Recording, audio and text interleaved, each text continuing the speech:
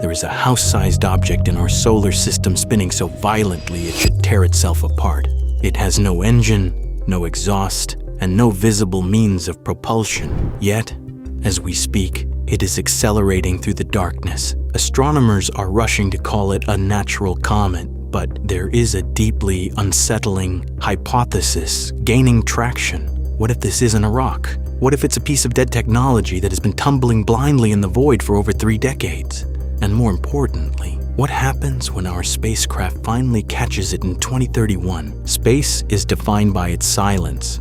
When we send our fragile machines out into the endless drift, we expect them to fulfill a binary destiny.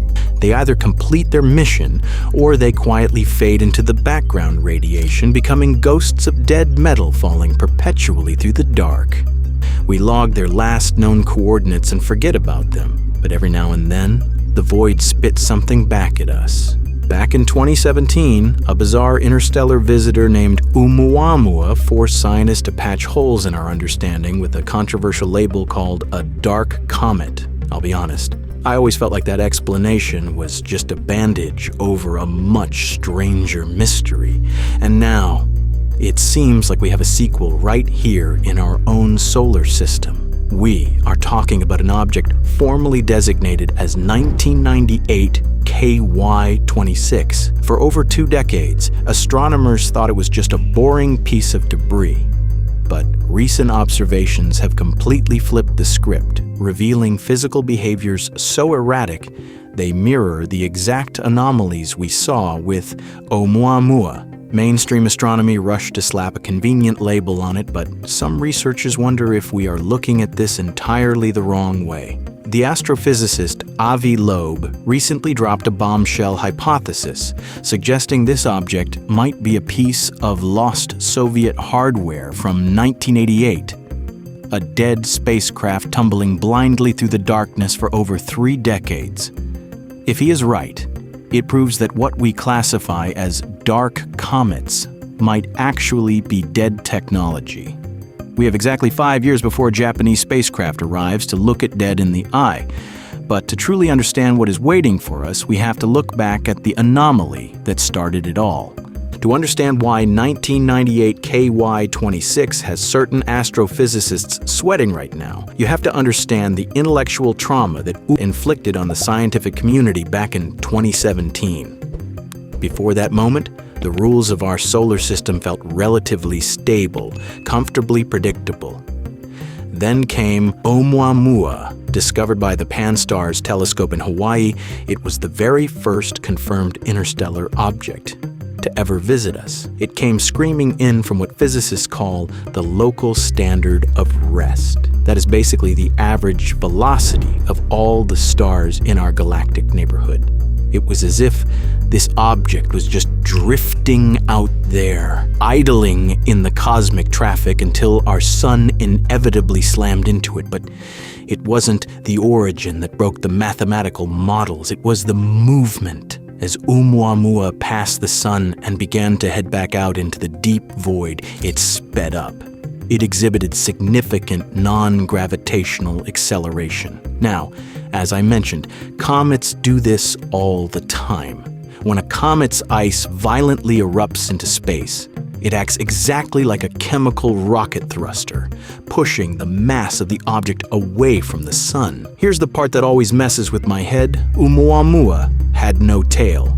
None. The Spitzer Space Telescope, one of the most powerful infrared observatories humanity has ever built, stared at it intensely. It looked desperately for any trace of carbon, any whisper of dust, any invisible gas that could explain why this massive object was suddenly accelerating. It found absolute zero. It was just a silent, tumbling shape, likely incredibly flat like a pancake or impossibly elongated like a cigar, accelerating in the dark without any engine and without any exhaust. Its brightness varied by a factor of 10 every 8 hours, proving it was tumbling chaotically.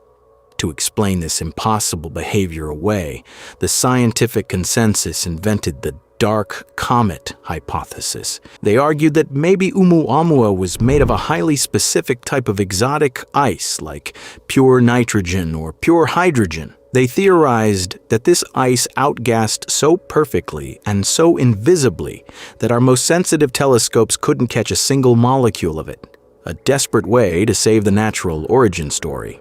But Harvard's Avi Loeb pushed back hard. He looked at the data and saw something completely different. He argued that the acceleration profile of the object exactly matched solar radiation pressure. Photons of light don't have mass, but they do have momentum. When billions of photons strike a highly reflective, thin surface, they physically push it. Loeb suggested that Oumuamua wasn't a block of invisible ice, but rather a light sail. Technology, not nature. For years, this debate has been entirely deadlocked because Oumuamua is gone. It vanished back into the endless drift, moving too fast for us to ever catch it. We can never take a picture of it. We can never know for sure. Or so we thought, because it turns out the universe has a funny way of repeating its anomalies, and this time, the anomaly isn't leaving. It is trapped right here with us, waiting for someone to finally take a closer look. Enter 1998 KY-26. Discovered in May of 1998 by the Spacewatch survey at the Kitt Peak Observatory in Arizona. It was initially classified as a standard near-Earth Apollo group asteroid. Nothing special, but recently astronomers turned the immense light-gathering power of the Very Large Telescope, the VLT in Chile, toward this specific object. The data they got back made absolutely zero sense. First of all, it is not 30 meters across. It is only 11 meters wide. It is literally the size of a small house. To be that physically small, but appear that bright in our telescopic lenses, the object has to be incredibly reflective. Far more reflective than a standard carbon-rich asteroid. Then they measured its rotation. 1998 KY-26 is spinning at an absolutely insane rate, completing a full 360-degree rotation once every 5.35 minutes.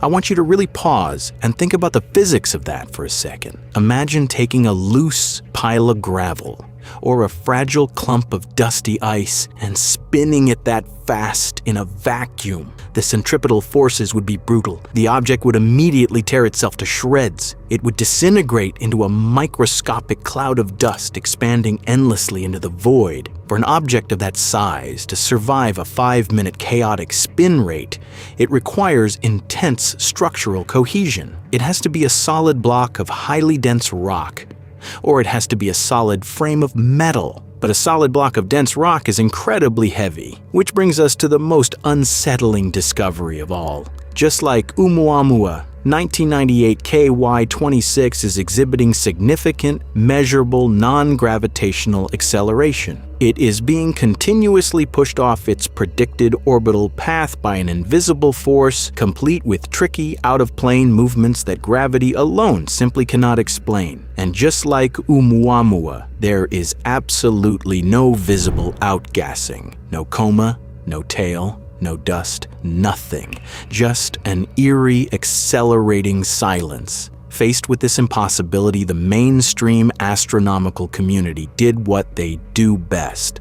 They reached into the drawer, pulled out the dark comet label, and slapped it on this new object. They argue that this tiny, rapidly spinning, highly reflective object must be hiding invisible pockets of ice that are sublimating and acting as a thruster. But I don't know if that idea is right.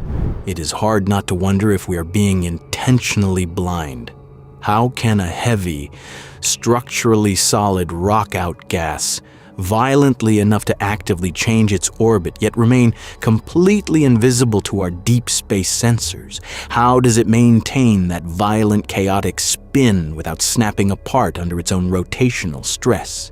The behaviors are simply too specific. The high reflectivity, the structural integrity, the chaotic tumbling, the photon-driven push. It looks exactly like what you would expect to see if a piece of hollow metal, say a spacecraft with large, flat solar panels, was left to tumble helplessly in the void. And that exact connection is what has torn this astronomical debate wide open. Because if you rewind the clock back to the late 1980s, you find a ghost story that perfectly matches the phantom we are tracking today. In July of 1988, the Soviet Union launched an incredibly ambitious interplanetary mission known as the Phobos program. Phobos 1 and Phobos 2 were massive, highly advanced probes designed to travel to Mars, study the red planet, and land on its mysterious potato-shaped moons. Phobos 1 was a behemoth of Cold War engineering. It was loaded with sensitive orbital instruments, heavy chemical thrusters, and sprawling, highly reflective solar panels designed to gather the weak sunlight of deep space.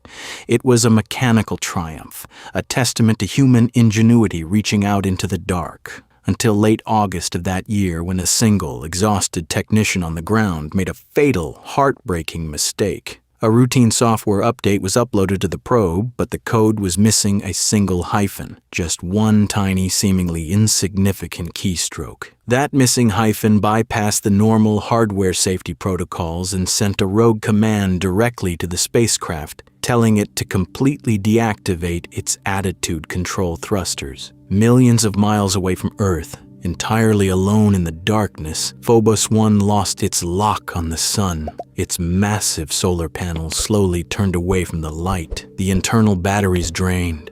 The thermal systems froze solid, and the massive machine died in the silence of space, tumbling completely out of control into a lonely solar orbit. It was never heard from again.